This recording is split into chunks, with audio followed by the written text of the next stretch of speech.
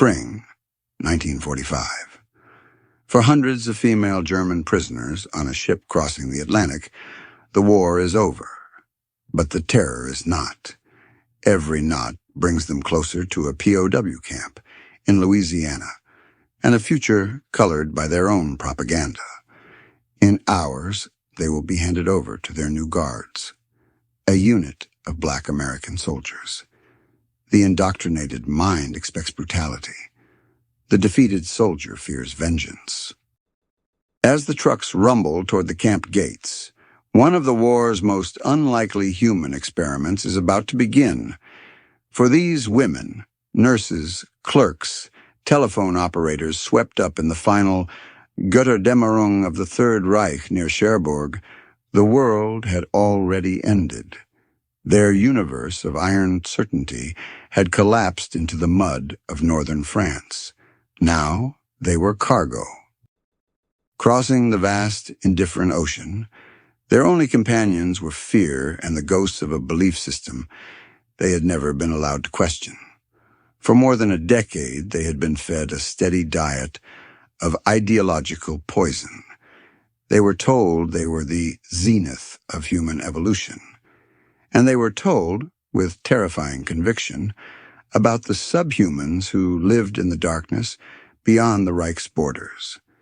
The Americans, they learned, were a decadent, mixed-race society. And their most potent symbol of this decay, the figure used to frighten children and steal the nerves of soldiers, was the Black GI. He was, in the lurid posters and radio plays of Joseph Goebbels, a savage, a beast in human form. This was not abstract political theory. It was a deeply ingrained, visceral truth.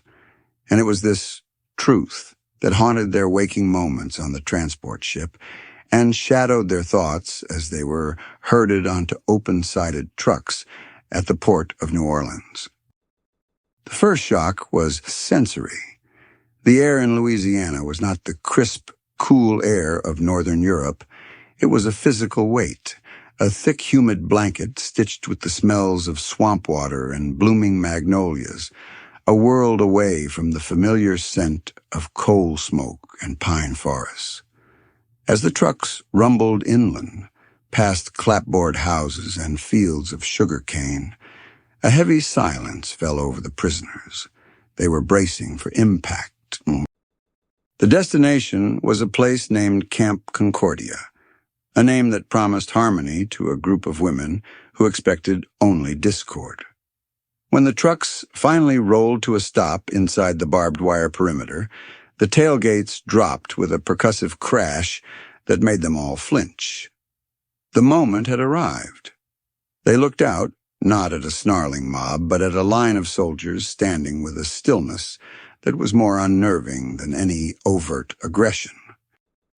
The soldier, he was a tall man, and the silver bars on his collar gleamed in the hazy sun. A black officer.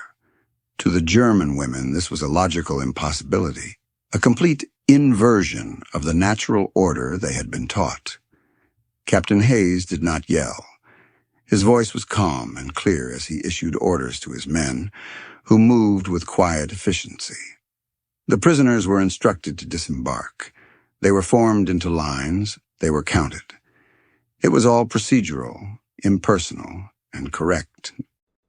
It was the procedure of the Geneva Convention, a code of conduct their own nation had treated with contempt, now being meticulously applied to them by the very men their ideology had dehumanized. As they were marched toward their new quarters, the second wave of dissonance hit them. The barracks were not squalid huts, but clean, orderly buildings. There were beds with mattresses and blankets. There was soap and running water. Later, they were given their first meal on American soil. It was plain, but it was hot and plentiful. That evening, locked in their new reality, the women confronted a terrifying silence. The only sounds were the chirping of insects they did not recognize and the crunch of boots on gravel as the guards walked their patrols. The monsters had not materialized. The expected brutality was absent. In its place was something far more powerful and far more dangerous to their worldview, a quiet, unassailable dignity. The foundation of their entire belief system had not been shattered by a violent blow, but had begun to dissolve in a simple act of professional decency. The first dawn at Camp Concordia was a revelation. It broke not with the clamor of sirens or the barked orders of cruel captors, but with the steady, rhythmic sounds of a camp coming to life. The German prisoners, emerging tentatively from their barracks, found the same black soldiers from the previous day. Their posture was unchanged, their vigilance constant. This was not a facade for a visiting general. It was their standard. The days that followed settled into a routine that was itself a form of psychological warfare against their indoctrination. There was roll call, work details in the laundry or the mess hall, and 3 meals a day. It was monotonous, structured, and utterly devoid of the sadism they had been promised. For women who had spent years in a state of heightened, ideologically fueled emotion, this disciplined normality was profoundly disorienting. They watched the guards constantly, searching for the crack in the mask. They whispered among themselves, trying to reconcile the monster of their imagination with the men before them. Sergeant James Wilson was a frequent subject of their speculation. He was She froze, bracing for a screamed reprimand or a physical blow, the conditioned response of a citizen from a totalitarian state. Sergeant Wilson, who was observing the work, simply stopped and waited. He didn't shout. He didn't gesture impatiently. He just stood, allowing her the space and time to collect herself and the scattered potatoes. He then gave a slight, almost imperceptible nod and moved on. To an outside observer, it was nothing. To the prisoner and the women who witnessed it, it was a seismic event. It was an offering of dignity, a small, quiet insistence on her humanity. These moments began to accumulate. A guard who, seeing a prisoner struggling to carry a heavy water bucket, opened a door for her without a word. A truck driver who carefully helped an older woman down from the truck bed, his hand offered with the same detached courtesy he would show anyone. These were not acts of friendship. The line between guard and prisoner was never blurred, but they were consistent acts of decency. They were evidence, and this evidence began to contradict a lifetime of teaching. What the German women could never have understood was the profound irony of their situation. The black soldiers of Camp Concordia were themselves living a dual existence. They wore the uniform of a nation that hailed them as liberators overseas, but treated them as second-class citizens at home. They were fighting and dying for the 4 freedoms that they themselves were not fully granted. Sergeant Wilson, who treated his German prisoners with a respect dictated by the Geneva Convention, could not sit at the same lunch counter as a white man in his own hometown. This reality forged in these soldiers a unique and powerful character. They understood, in a way their prisoners could not yet fathom, the corrosive nature of prejudice. Their professionalism was not just military training, it was a conscious moral choice. They were not just guarding prisoners, they were guarding an ideal of justice that they held to, even when their own country faltered. For the German women, this was the beginning of a slow, painful awakening. Their fear began to recede, replaced by a deep and unsettling confusion. If these men, whom they had been taught were their inferiors, could act with such integrity, what did that say about the ideology that had defined their entire world? The questions began to echo in the quiet of the barracks long after the lights were out. The foundation of their belief was not just cracking, it was beginning to crumble. The crucible of change in Camp Concordia was not policy, but proximity. Official re-education programs were minimal.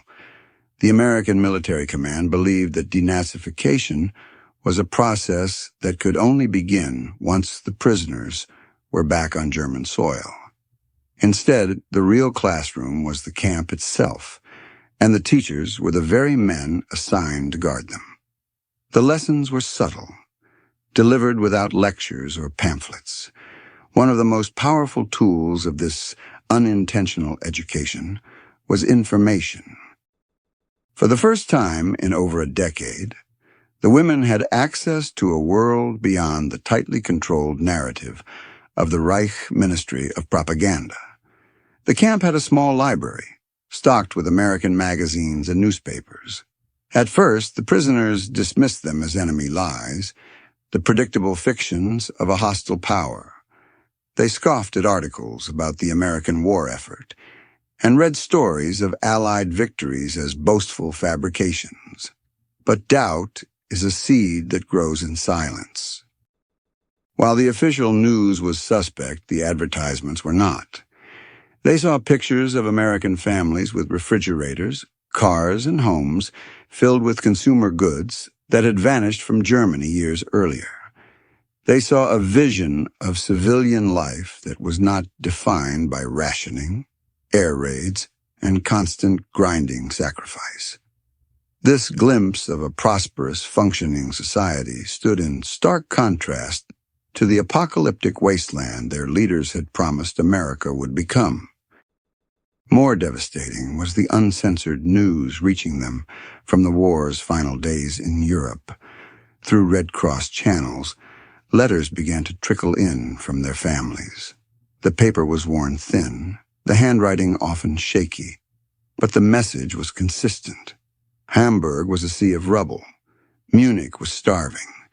Berlin was a ghost town. The triumphant thousand-year Reich had collapsed into chaos and starvation.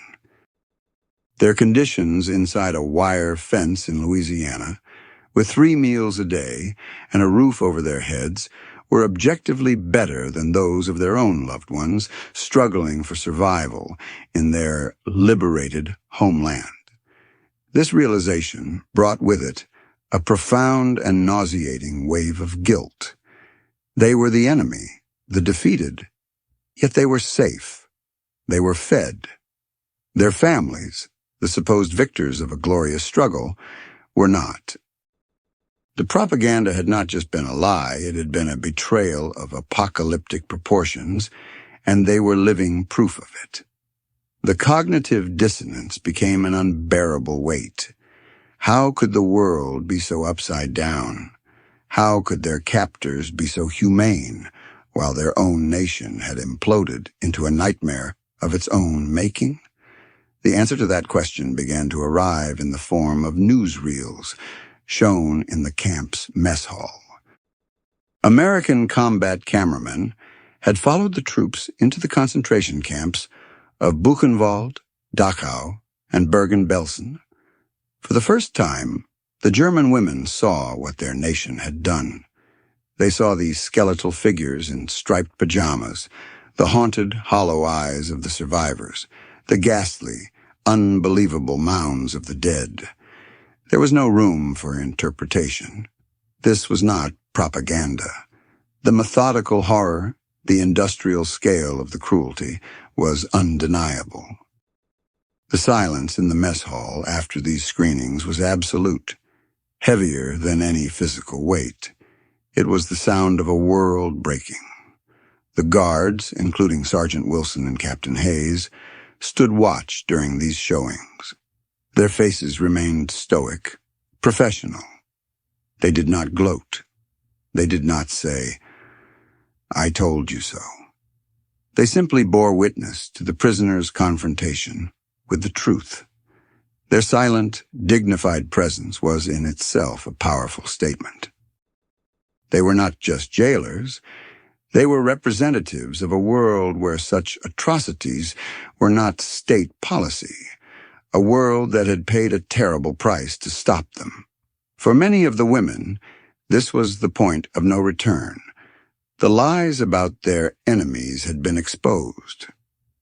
Now the lies about themselves, about their own civilized nation, were laid bare.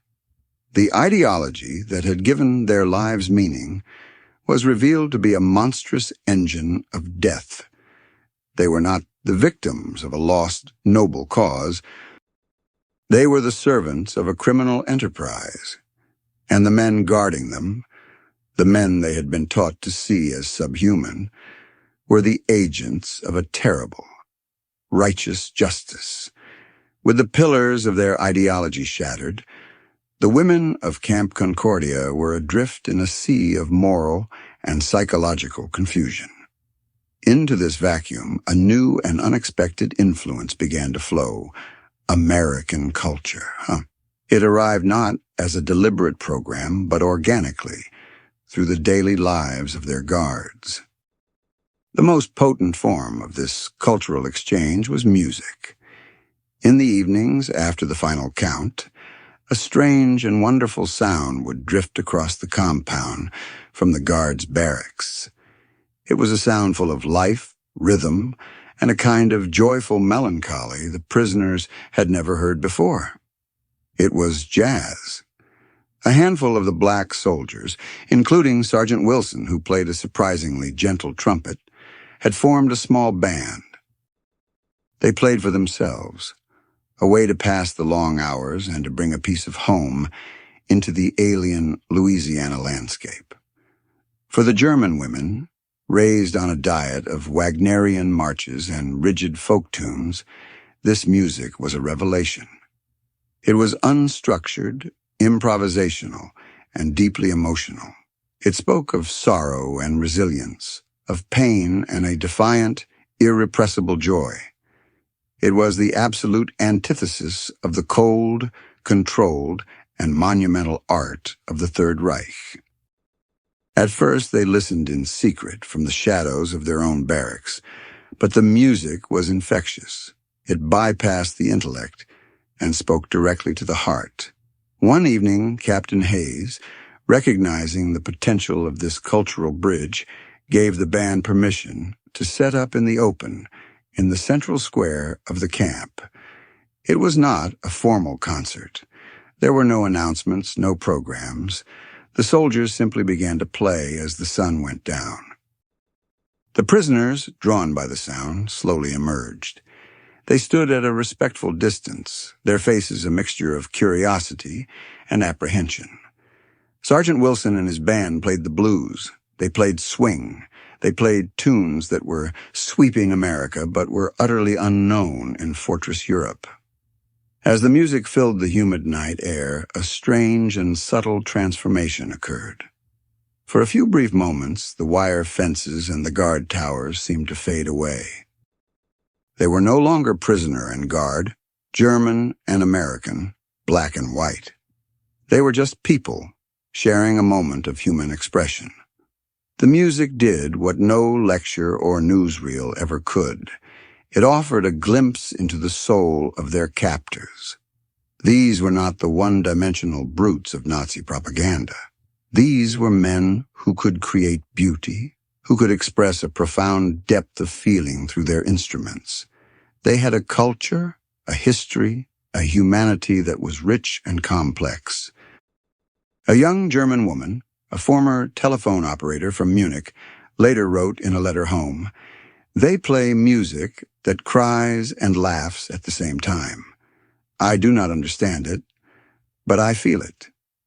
This simple, profound statement captured the essence of the experience. Their indoctrination had taught them to think in rigid categories, to judge and to hate. The music taught them to feel, to connect, and to see the shared humanity that lies beneath the uniform. Sergeant Wilson, in particular, became an accidental ambassador. The women saw him not just as a stern NCO during the day, but as the man who could make a trumpet sing with such poignant emotion at night. They began to see him as a whole person. One prisoner, a former nurse, approached him cautiously one afternoon, asking a simple, hesitant question about the name of a song they had played. Wilson, maintaining his professional distance but without any hint of hostility, answered her. It was a small, seemingly insignificant interaction, but it was the first time a prisoner had initiated a conversation, not out of necessity, but out of genuine human curiosity. It was a bridge being built, note by note, from a place of shared experience. The jazz sessions in the camp square became a regular occurrence, a quiet ritual that helped to heal the deep wounds of war and ideology. It was a reminder that even in the most unlikely of places, surrounded by the architecture of conflict, the universal language of art could create a space for understanding and, ultimately, for change. As the foundations of their former world dissolved, the personal dynamics within Camp Concordia began to shift. The initial collective fear and suspicion among the prisoners gave way to a more complex landscape of individual awakenings. Each woman processed the collapse of her reality in her own way. For some, the transformation was quiet and internal. For others, it manifested in small but significant acts of engagement, moving from silent observation to tentative interaction. The relationship that developed between Sergeant James Wilson and one of the prisoners, a former teacher from Hamburg named Helga, was emblematic of this change. It was never a friendship in the conventional sense. The rules of the camp and the deep chasm of their experiences made that impossible. Instead, it was a slow, cautious journey toward mutual recognition. It began with books. Helga, fluent in English, was one of the few prisoners who made regular use of the camp library. Wilson, a man who valued learning, often supervised the library detail. He noticed her choices: Shakespeare, Mark Twain, poetry. He saw not a faceless enemy, but a person with an intellectual life. One day, he found a book of German poetry left behind by a previous camp commandant and placed it on a table where he knew she would see it. He said nothing. He simply created an opportunity. When Helga discovered the book, she understood the gesture for what it was: an acknowledgement of her culture, of her identity beyond the prisoner uniform stamped with the letters PW. It was an act of profound respect, offered by a man her society had taught her was incapable of such nuance. She acknowledged the gesture with a quiet nod of thanks the next day. The silent communication had begun. Weeks later, during a mail call, a letter informed Helga that her younger brother had been killed on the Eastern Front during the final, desperate battles for Berlin. The news shattered her composure. She retreated into a silent grief, refusing food and work details. The other prisoners gave her space, unsure how to comfort a sorrow that mirrored their own collective loss. It was Sergeant Wilson who intervened. He did not offer platitudes or false sympathy. Instead, he approached her one afternoon as she sat alone near the edge of the compound. He simply stood nearby for a few moments before speaking. He told her, in his calm, even voice, that he had lost 2 cousins in the war, one in Italy, one in the Pacific. He did not draw a direct comparison or equate their losses. He just shared a piece of his own humanity, a piece of his own pain. He was saying, without saying it, that grief was a territory they both understood. He was validating her sorrow, not as a German, but as a human being. This act of quiet empathy breached the last of Helga's defenses. It allowed her to see past the uniform, past the racial categories, and to recognize the man. She saw a soldier who, despite the systemic injustices he faced in his own country, had chosen compassion over bitterness. He had the power to be cruel, to be vengeful, to treat his prisoners as objects, but he actively chose a higher path. This choice, she realized, was a form of strength her own ideology could never comprehend. The Nazi ideal of strength was based on dominating others. Wilson's strength was rooted in self-control and a profound moral core. This personal revelation rippled outwards.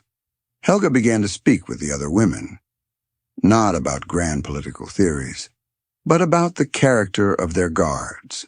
She spoke of the sergeant's quiet decency, of the captain's unwavering fairness. Her personal testimony was more powerful than any newsreel.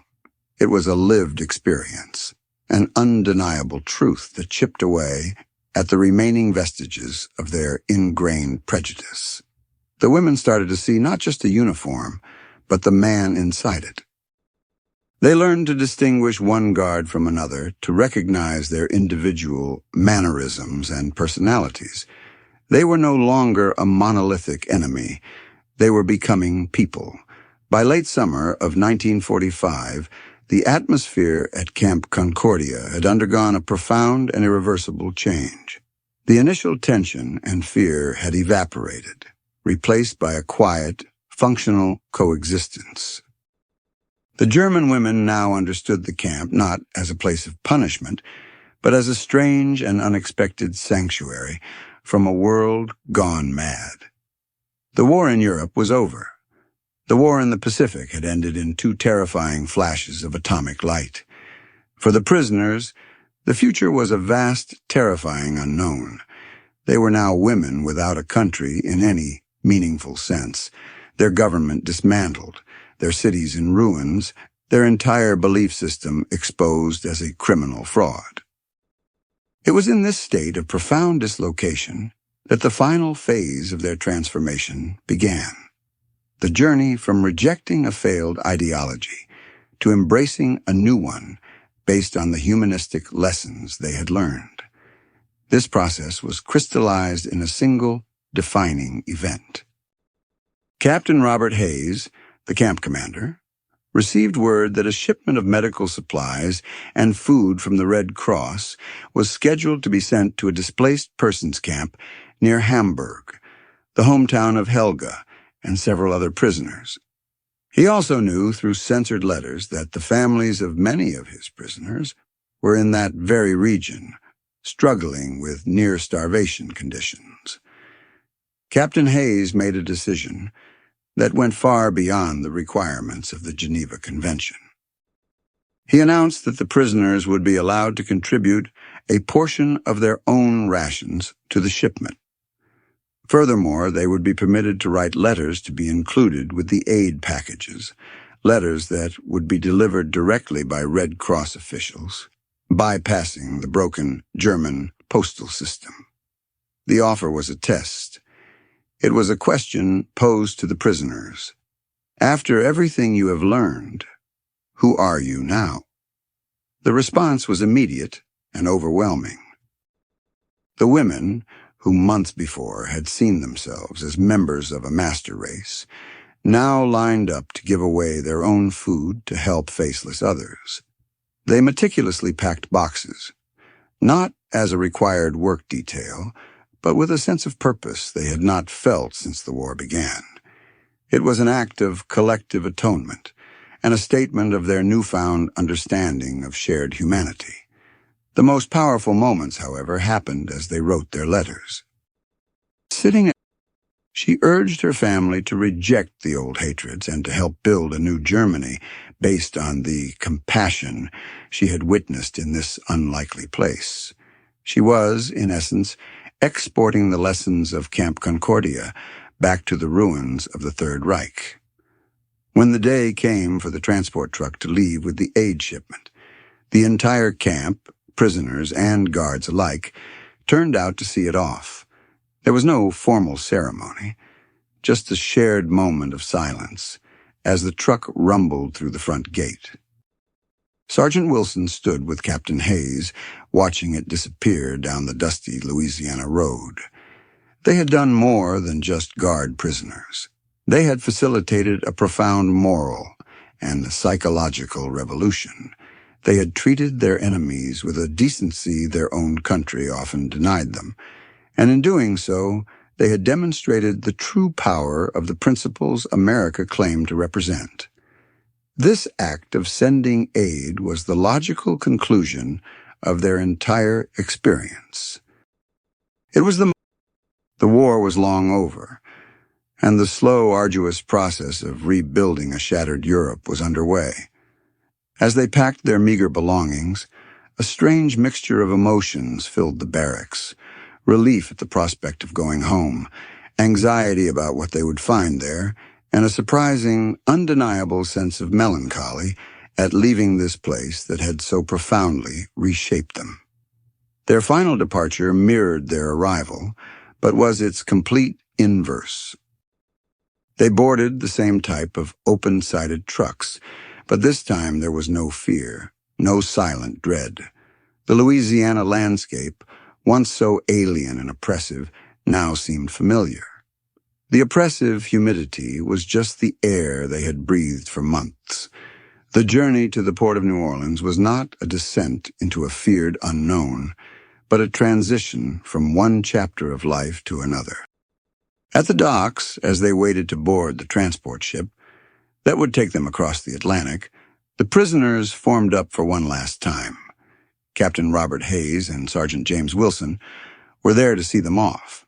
This was not a requirement, but a final, silent gesture of respect. Captain Hayes addressed the women, his voice as calm and professional as it had been on their first day. He wished them a safe journey and fortitude for the challenges they would face in rebuilding their country. He spoke not as a victor to the vanquished, but as one human being to another, acknowledging the difficult road ahead. Then came the moment that would remain etched in their memories forever.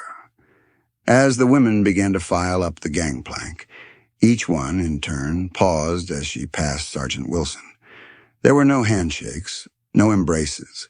The invisible line between guard and prisoner remained intact to the very end, but each woman met his eyes. Some offered a simple, heartfelt "Danke." Others, like Helga, gave a slight, respectful bow of the head. It was a silent, individual acknowledgement of the profound impact he and his men had had on their lives. Sergeant Wilson simply stood and received their gratitude with the same quiet dignity he had shown all along. He was not just a symbol of their defeat, but the face of their re-education. A re-education not of doctrine, but of the heart. As the ship pulled away from the dock, the women stood at the railing, watching the figures of the black soldiers shrink against the horizon. They were leaving America, a country whose racial complexities they could not fully grasp. They had been guarded by men who fought for a freedom they themselves did not fully possess. These soldiers, in their unwavering professionalism and quiet compassion, had given the German prisoners a gift they could never have anticipated, a pathway back to their own humanity. They had not been broken by force, but transformed by dignity. The long-term significance of this small, forgotten episode of the Second World War is immense. These women returned to a Germany choked with rubble, guilt, and the poison of a defeated but not yet vanquished ideology. They returned not as hardened Nazis, but as individuals who had seen the lie firsthand. They carried with them the undeniable truth that character is not determined by race, and that humanity can be found in the most unexpected of places. They became mothers, teachers, and citizens who could tell their children and their neighbors a different story, not a story of glorious defeat, but a quiet, personal tale about a group of black soldiers in Louisiana who chose to answer hatred with honor. In the grand, sweeping narrative of World War II, the story of Camp Concordia is but a footnote. Yet it contains a lesson of enduring power, that the most effective weapon against an ideology of hate is not a more powerful weapon, but a more powerful example of humanity.